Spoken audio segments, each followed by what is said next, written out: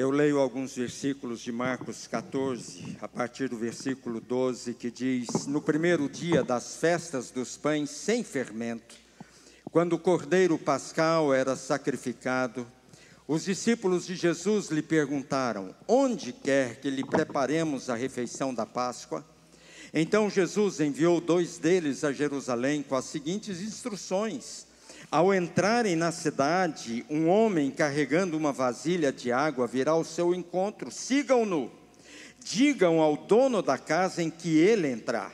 O mestre pergunta: Onde fica o aposento no qual comerei a refeição da Páscoa com meus discípulos? Ele os levará a uma sala grande no andar superior, que já está arrumada. Preparem ali a refeição. Então os 2 discípulos foram à cidade, encontraram tudo como Jesus tinha dito, e ali prepararam a refeição da Páscoa. Ao anoitecer, Jesus chegou com os 12. Quando estavam à mesa comendo, Jesus disse: Eu lhes digo a verdade, um de vocês que está aqui comendo comigo vai me trair. Aflitos, eles protestaram: Certamente não serei eu. Jesus respondeu: É um dos 12. É alguém que come comigo da mesma tigela. Pois o Filho do Homem deve morrer, como as Escrituras declararam há muito tempo. Mas que terrível será para aquele que o trair. Para esse homem seria melhor não ter nascido. Enquanto comiam, Jesus tomou o pão e o abençoou. Em seguida partiu em pedaços e deu aos discípulos, dizendo: Tomem, porque este é o meu corpo. Então tomou o cálice de vinho e agradeceu a Deus. Depois entregou aos discípulos e todos beberam. Então Jesus disse: Esse é o meu sangue que confirma a aliança. Ele é derramado como sacrifício por muitos. Eu lhes digo a verdade: não voltarei a beber vinho até aquele dia em que beberei um vinho novo no reino de Deus. Agora nós temos a Páscoa celebrada por Jesus com seus discípulos. Jesus está entre nós e nós celebramos com Ele também.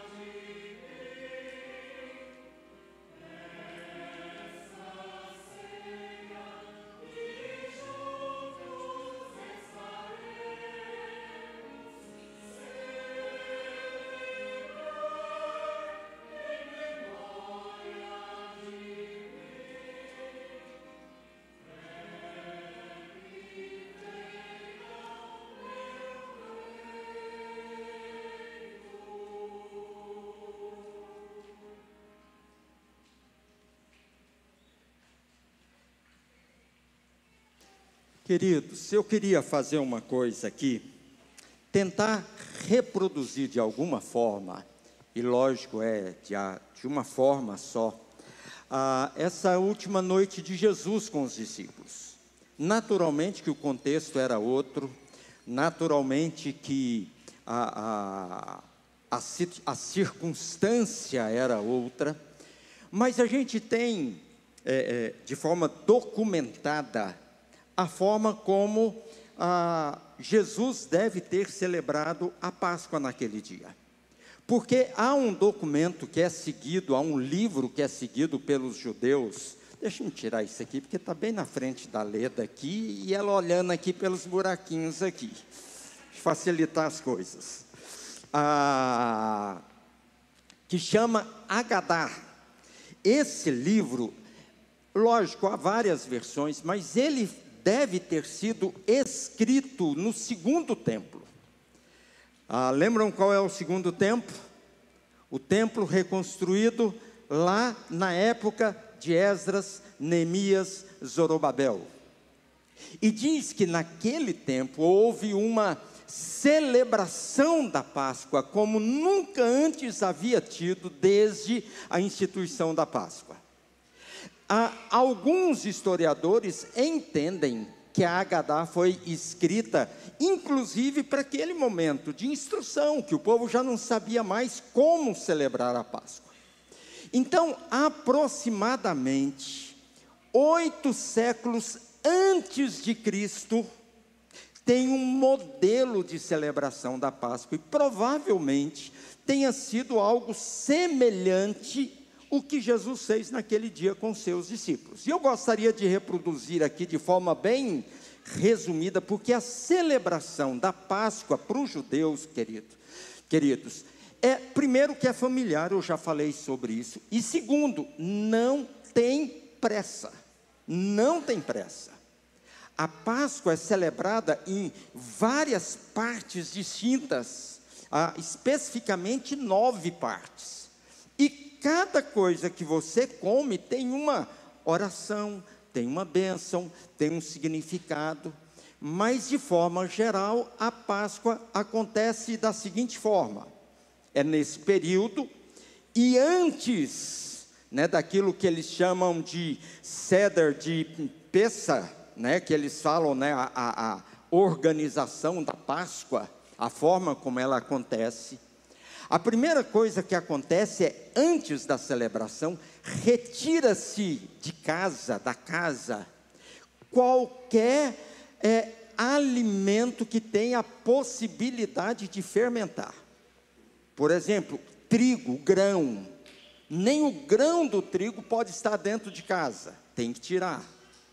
E aí eu estava ouvindo algumas instruções essa semana, se mora no apartamento, se não tem um lugar do lado de fora para guardar, deixa o carro lá na garagem e coloca tudo que você tem que possa fermentar no porta-mala do carro.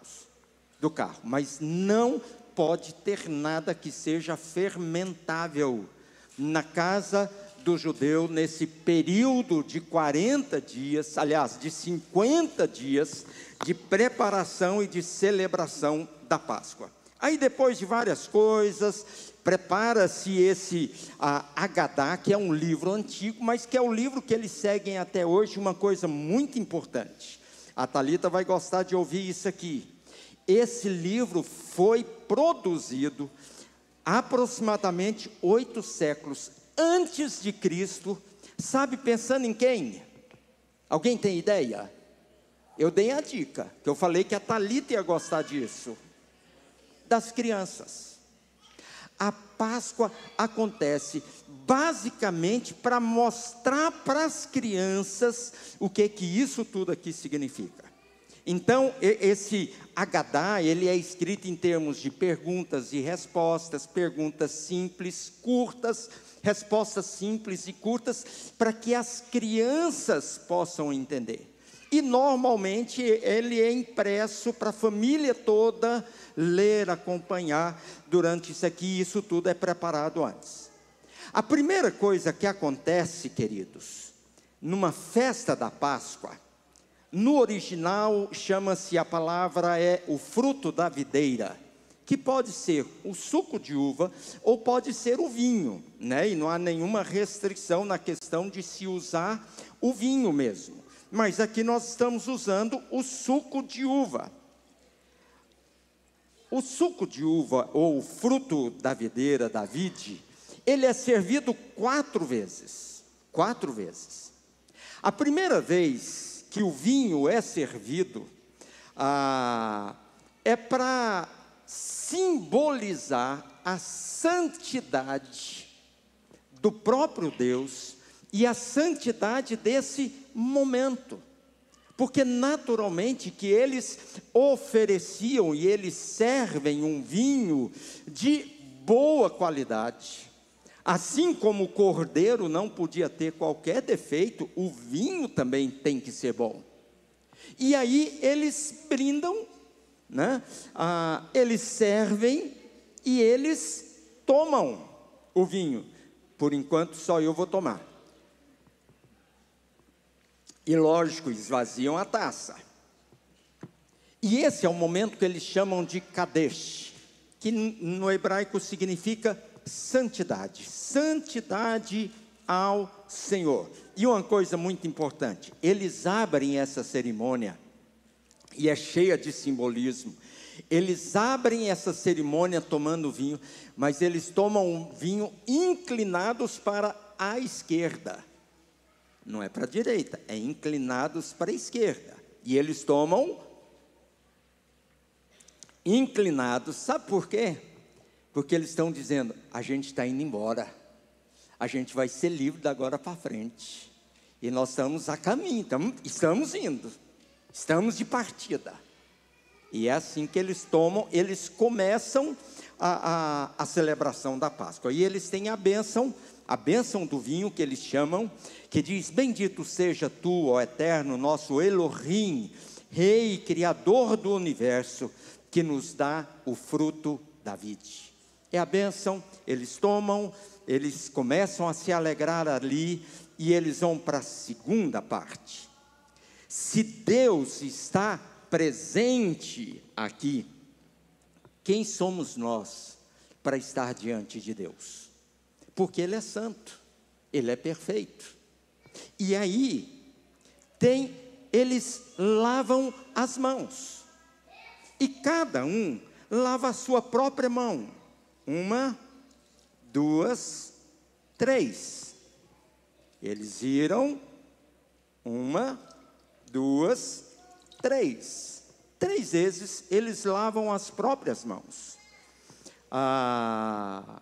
Eu acho interessante o fato de serem 3 vezes, nessa consciência, né? Eu não sei se é apenas isso, mas a consciência das 3 pessoas da Trindade, trabalhando em favor da nossa própria salvação.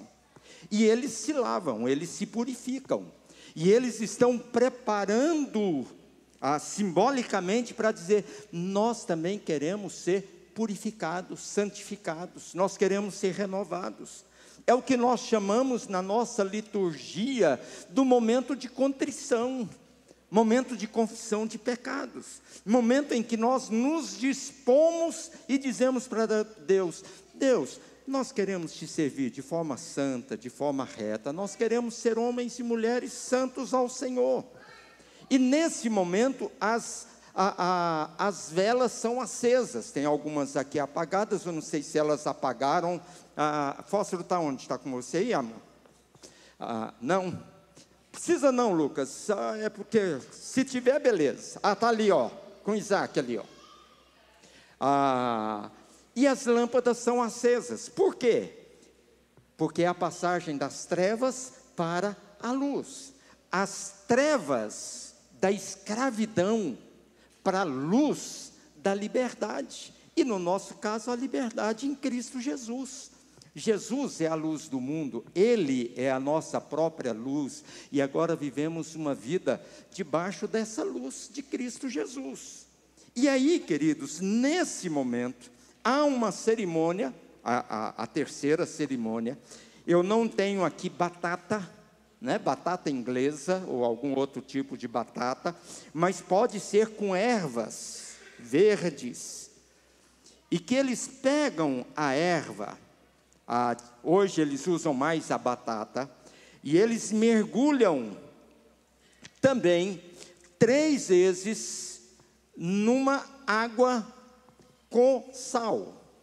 E eles comem essa erva amarga ou então a batata.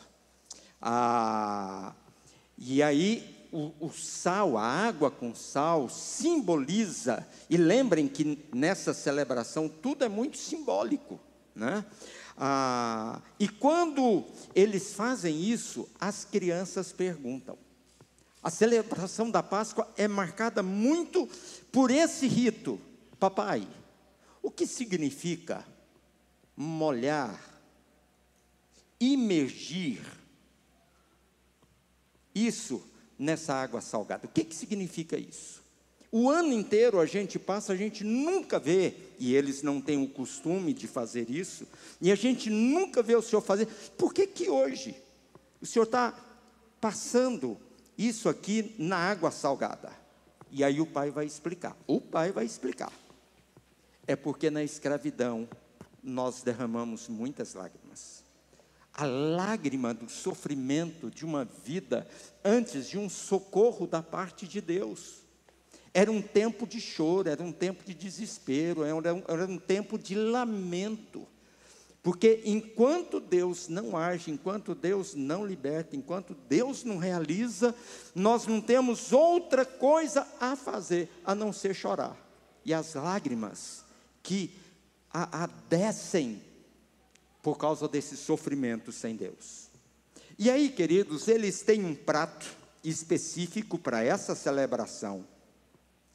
E o prato ele é dividido em várias partes assim separadas, e alguns, né, se você procurar na internet, você vai encontrar. Os pratos têm uma sequência daquilo que você vai colocar nesse prato.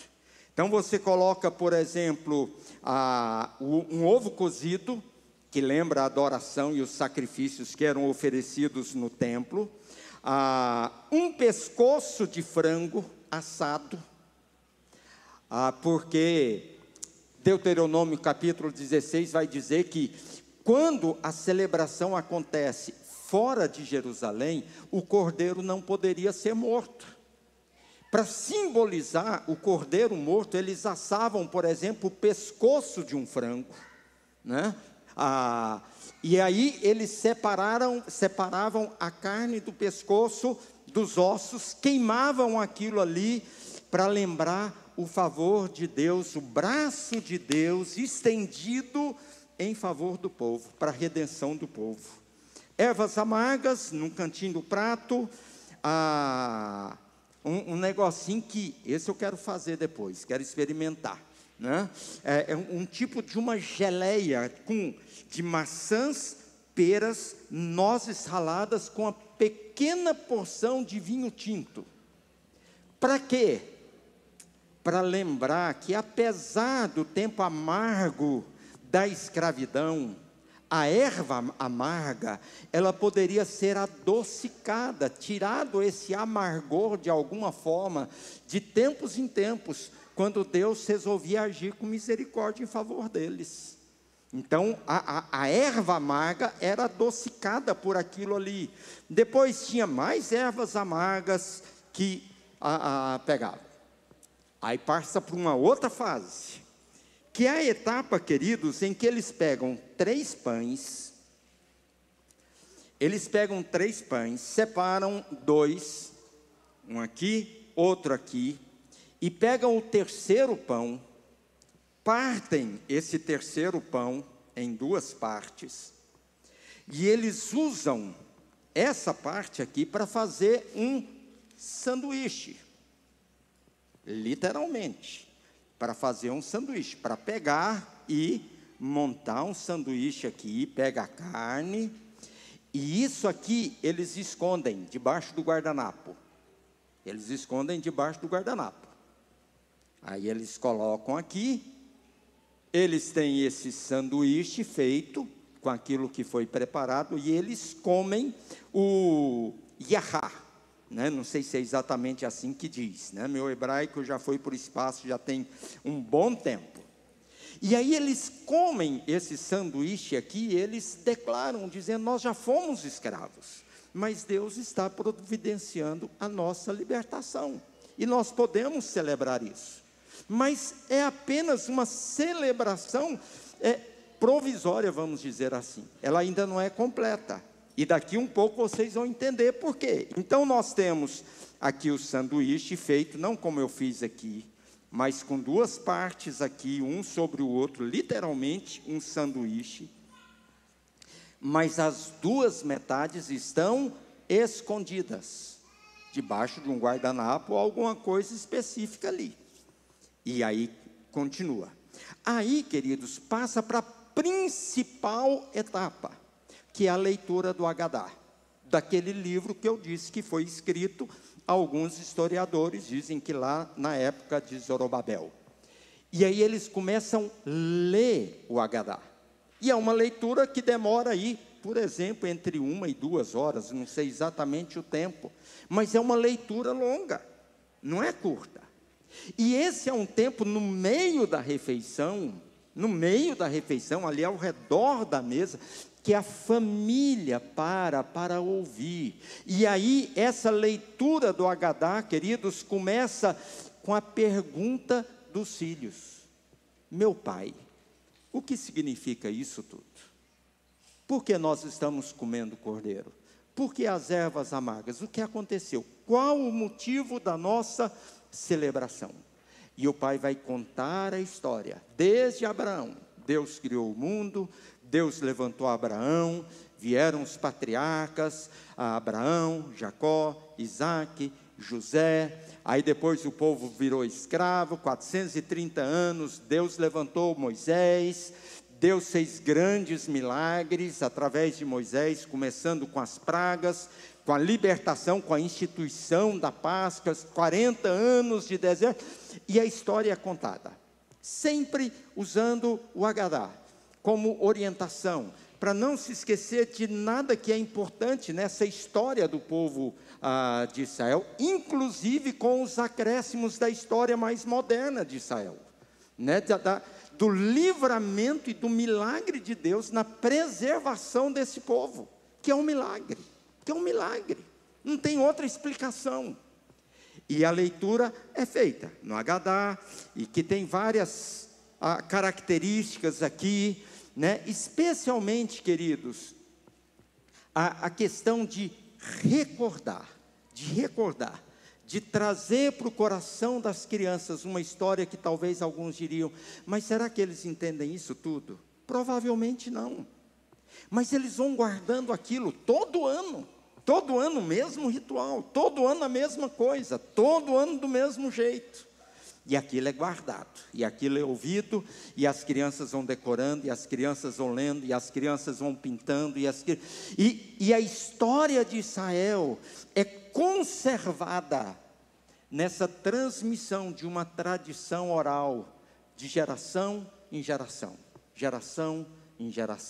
E eu estava ouvindo um rabino, e ele estava dizendo: nós somos um povo que cuida muito bem do nosso passado, e é por causa da nossa história, é por causa do nosso passado, que nós podemos olhar para o futuro, e vivemos com esperança, vivemos com expectativa, porque se Deus foi fiel, cuidando de nós lá atrás, Ele vai continuar cuidando de nós. A história precisa sempre ser um bom fundamento, para nós olharmos para o futuro. Aquele Deus lá de trás, que livrou o povo do Egito, é o mesmo Deus que sustenta, que cuida, que faz milagres, que restaura, que resgata o povo. E isso é passado para eles dia a dia. E aí a história é contada. E aí, queridos, eu pergunto: na sua mesa, você conta histórias da Bíblia para o seu filho? Quem tem filho aqui? Quem tem neto? Você conta história da Bíblia? Ou você prefere deixar seu filho lá no celular brincando nossa, dá trabalho, deixa lá, ele fica quietinho, bonzinho. Outra coisa, o que você fala para o seu filho no dia que você participa da ceia do Senhor aqui na igreja. Pai, me dá um pouquinho. Fica quieto, menino. Pai, me dá um golinho. Fica quieto, menino. Menino, não participa. O que você fala para o seu filho? Esse é um momento, queridos, que você precisa aproveitar para explicar para o seu filho. Pai, o que significa esse pão? Fala da história de Jesus. É o meu corpo que foi partido. E esse suquinho? Por que eu não tomo esse suquinho? Porque você precisa reconhecer Jesus como seu Salvador. Você precisa confessar seus pecados a Ele. Você precisa se arrepender. Você precisa ter consciência de quem você é e do que Jesus fez na sua vida, para que depois você possa participar da mesa do Senhor. Ah, então é assim. Então um dia eu vou poder. Vai. É o Pai aproveitando esse momento sacramental para falar do Evangelho, falar de Jesus, evangelizar o próprio filho, ensinar a palavra para o próprio filho, para a filha. É função do pai, é função da mãe dizer: olha, você é muito amado, Jesus morreu na cruz no seu lugar. E a gente tem que aproveitar esses momentos, queridos, e dizer, e explicar, e falar. E aí termina esse momento do Agadá. E aí, queridos, depois disso, tem um outro momento que se prepara para comer novamente o pão. E aqui é interessante porque muitos creem que acontece uma coisa completamente diferente quando Jesus celebra a ceia com os discípulos. Esse é um momento, em Giovanni, vem aqui. Você está pertinho aqui de mim? Esse é o momento, lembram que eu lavei minhas mãos? Eu lavei as minhas próprias mãos. Agora é o momento em que eu lavo as mãos do meu próximo. Coloca as mãos aqui. 1, 2, 3. A tradição é essa.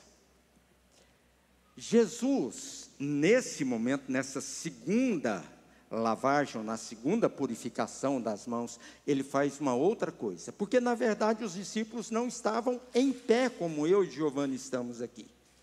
Na verdade os discípulos estavam, vamos sentar aqui, Giovanni, os discípulos estavam assentados ao redor da mesa. A mesa daquele tempo era uma mesa mais baixa e todo mundo sentava no chão.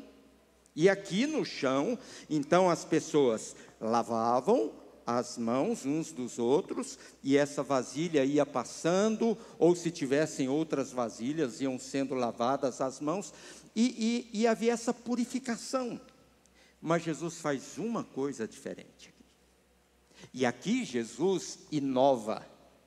Aqui Jesus coloca uma outra característica na ceia. Ele se volta para os discípulos, e ele começa, dá licença. Não, pode deixar. Olha o Pedro querendo fazer do jeito dele. Está vendo? Não é uma coisa fácil lidar com Pedro. E aí Jesus passa os discípulos e diz: eu vou lavar seus pés. Lava de Mateus, lava de André, e vai lavando os pés. Quando chega em Pedro, o que Pedro diz? Os meus pés o senhor não toca não. Se eu não lavar os seus pés, você não tem parte comigo. Aí Pedro também já vai para o outro lado. Então me dá um banho completo. Me lava tudo. Ele falou: Pedro, você não entende, Pedro. Pedro. E Jesus lava os pés de todos os discípulos. Agora você coloca seu sapato aí. Naquela época era mais fácil, porque não tinha meia, não tinha sapato, eram sandálias, né? Na verdade, provavelmente descalços, porque eles entravam dentro de casa e tiravam os sapatos.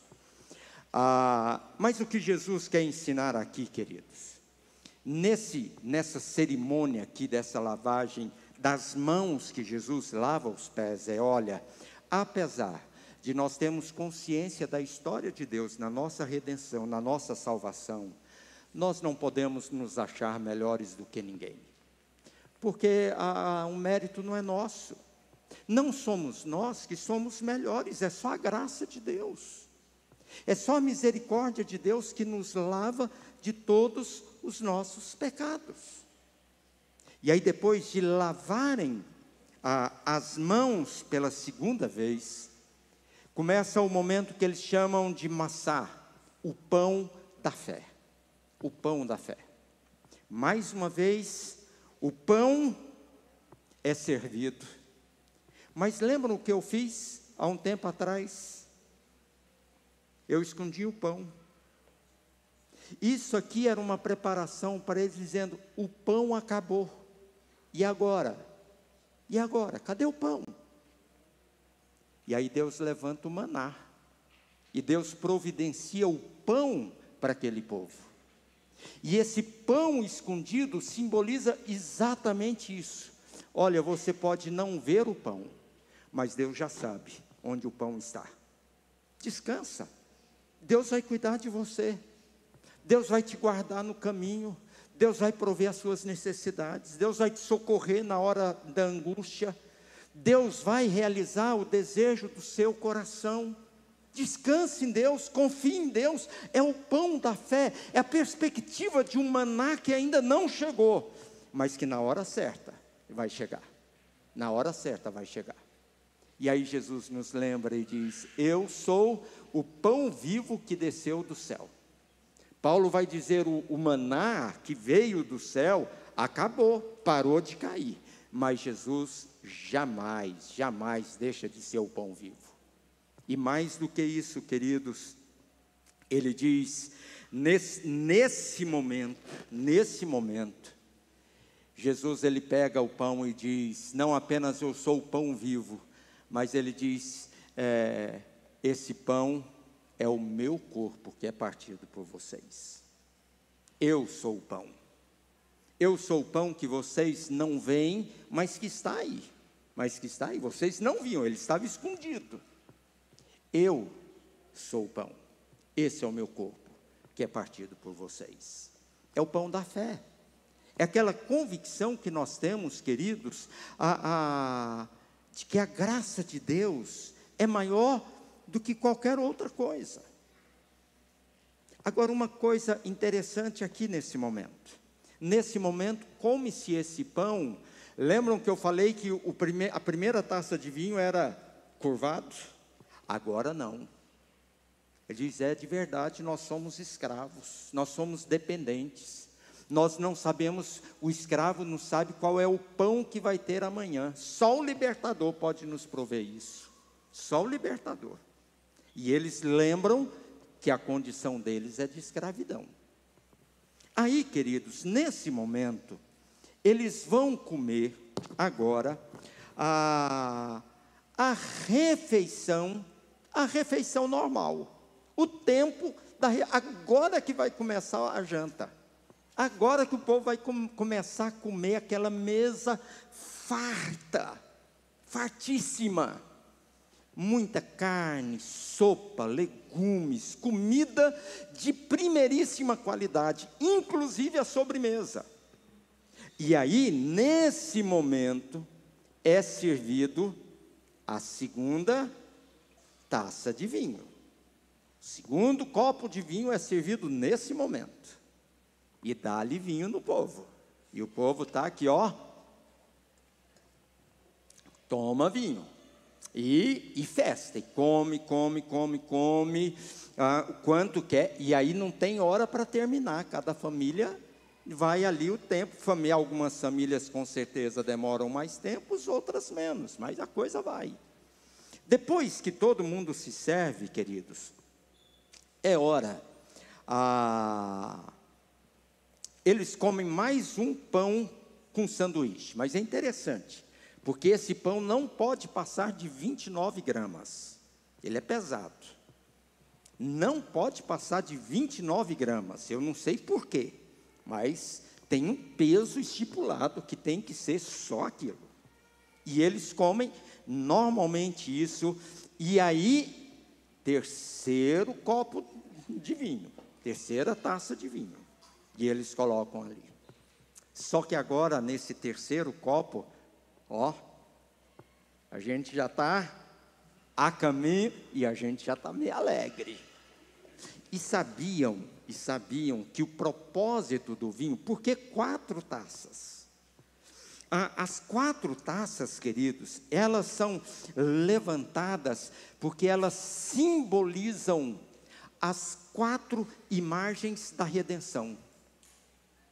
A linguagem da obra de Deus na nossa vida, que é: eu tirei o povo da escravidão, eu libertei, para nós eu perdoei os seus pecados, eu salvei, eu redimi, eu exaltei, e eu tomei meu povo, Israel, como meu povo escolhido. Obra completa, de libertar para tornar aquele povo, que era escravo, um povo especial.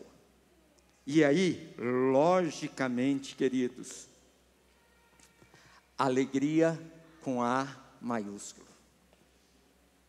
Depois de 4 boas taças de vinho, está todo mundo alegre e feliz.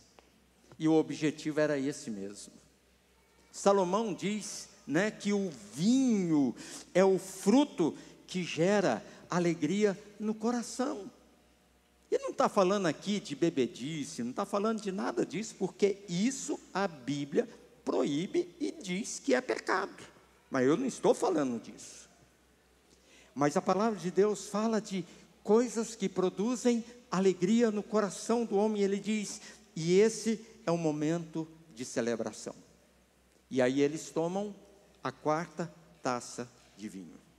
Tomando a 4ª taça de vinho, queridos, eles vão encerrar a celebração da Páscoa com 2 coisas. A primeira delas é com o Halel, é cantar os salmos 113 a 118. Eles têm a música desses salmos, e eles cantam esses salmos. É a música final. Halel significa aleluia, né? É o ato de adoração deles, agradecendo por aquela refeição. E eles terminam com a última oração, a oração de Nirsá, pedindo para que Deus, agradecendo por aquela refeição e pedindo que Deus faça com que no próximo ano eles possam estar juntos numa nova Jerusalém, numa Jerusalém reconstruída. E aí eles terminam com a oração, né, com a bênção do Nirsá, ou Nirtsá, não sei como que diz assim: assim diz Adonai: quando, pois, tiveres comido e fores farto, louvarás a Adonai teu Elohim, pela boa terra que te deu. Bendito sejas tu, Adonai Elohim de Israel, nosso Pai, desde agora e para sempre. Todos que esperam em ti, que lhes dê de comer a seu tempo. Louvai ao Elohim dos céus, que dá alimento a toda a carne. E aí, com isso, termina. Mas eu queria lembrar uma outra coisa que na Páscoa nós lembramos, que é muito importante. É interessante que naquela noite da instituição da ceia, da Páscoa, aliás, o povo de Israel está celebrando e o povo do Egito está de luto, porque há morte na casa de cada egípcio. Faraó ordena que Moisés seja chamado, e ele ordena para Moisés: pega esse povo e vai embora imediatamente. Saiam, chega. E aquele povo, antes de sair, vira cada um para o seu patrão e diz: olha, Deus mandou que eu pedisse para você o dinheiro que você tem, suas joias, seu dinheiro, sua poupança, faz um pix aí. E diz que os egípcios foram movidos por Deus de tal forma que aquele povo de Israel saiu do tempo de escravidão não apenas livres, mas também ricos. E aí, queridos, a Páscoa nos ensina uma coisa extremamente importante. Deus nos restituirá de todo sofrimento que nós vivemos por causa do pecado. Na glória, nos céus, Nós vamos viver exatamente o oposto daquilo que a gente vive aqui, o que a gente experimenta aqui. Deus restituirá qualquer alegria perdida, qualquer dor vivida, qualquer lágrima derramada. O céu, a terra prometida, a Canaã celestial, será um tempo de glória, será um tempo em que o cuidado de Deus se manifestará sobre cada um de nós. O amor de Deus é renovado sobre as nossas vidas. Que Deus renove no seu coração, no meu, no nosso coração, essa certeza. Essa é a noite do Senhor. Ele vigia por nós, é Ele que cuida de nós. É Ele que nos cerca com cuidado. E se Jesus morreu na cruz do Calvário, não é por outra razão, a não ser essa. Ele nos ama de tal forma que nós somos grandemente, seremos sempre grandemente abençoados. Vamos ouvir o coral?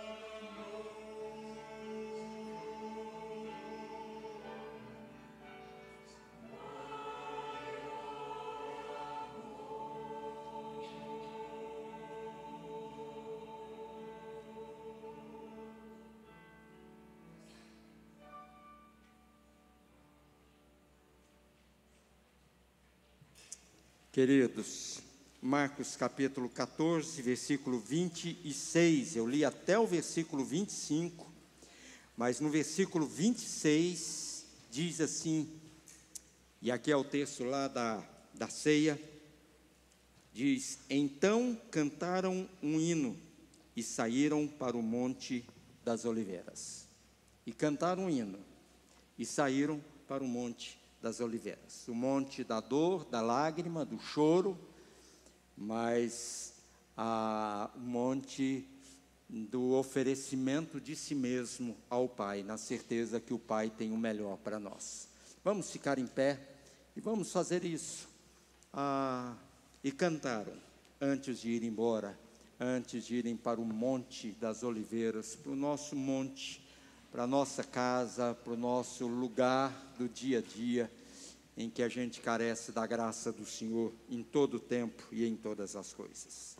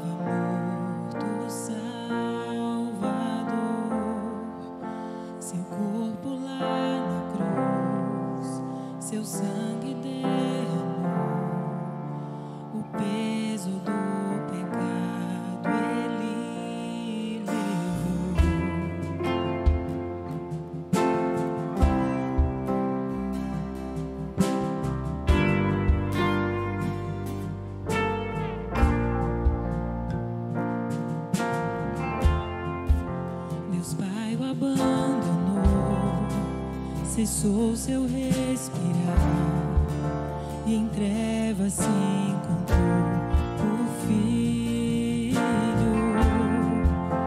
A guerra começou, a morte enfrentou, todo o poder das trevas vencido foi.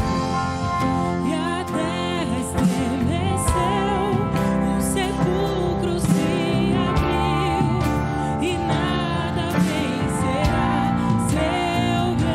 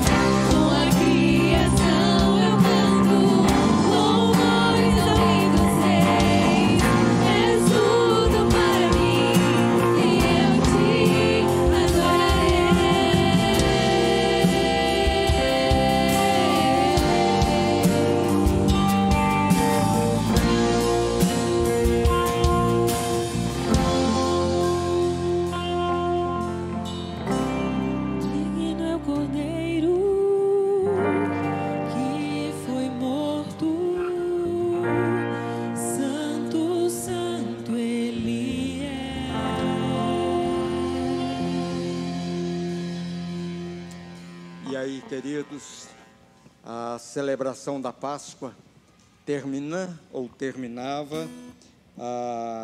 com a bênção mais conhecida entre os judeus.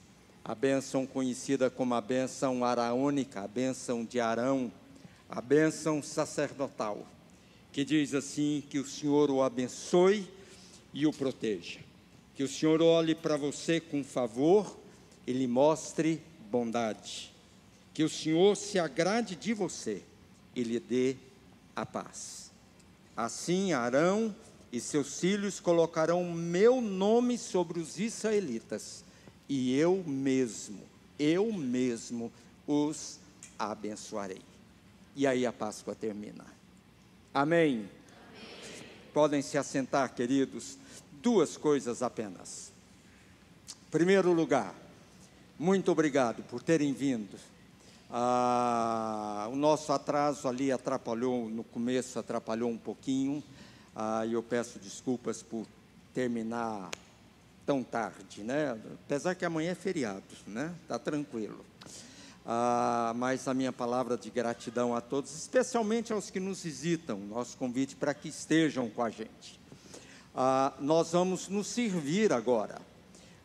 Nós preparamos aquilo que nós achamos que seria o suficiente para todos. Eu espero que seja suficiente para todos. Naturalmente que não é a Páscoa aqui para todo mundo ficar até de madrugadão aqui, gostoso, legal. Quem sabe um dia a gente faz isso, né? Mas isso tudo aqui foi preparado com muito carinho pela igreja para dar uma demonstração de forma concreta do que aconteceu naquela noite em que Jesus foi traído e foi entregue para ser crucificado.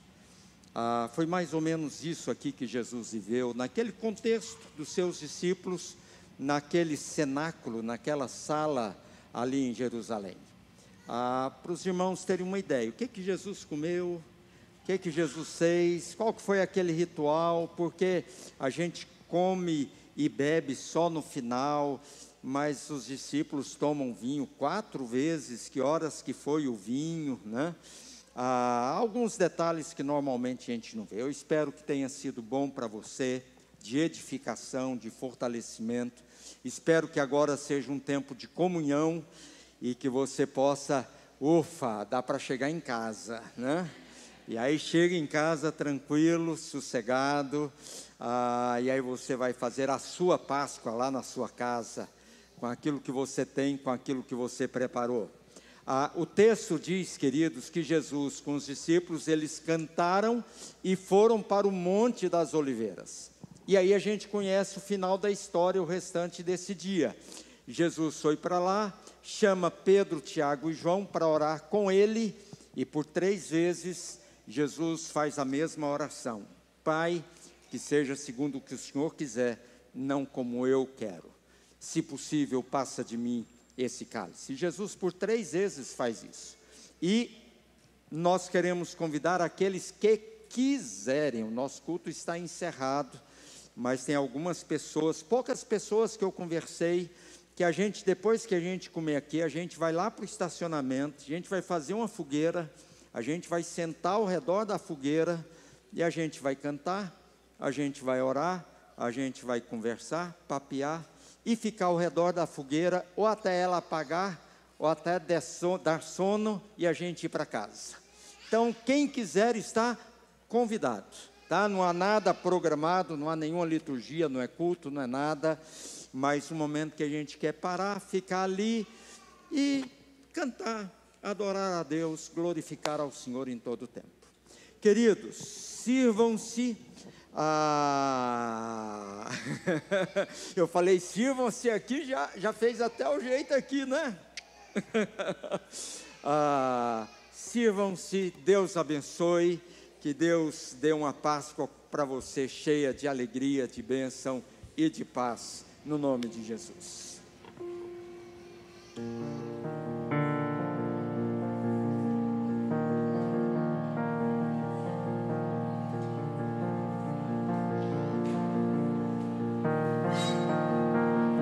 Fui convidado à mesa, Larguei minhas defesas e vim reconhecer, não mereci estar aqui. Comigo eu trouxe amigos, felizes ou feridos, gente que escutou esse chamado e aceitou.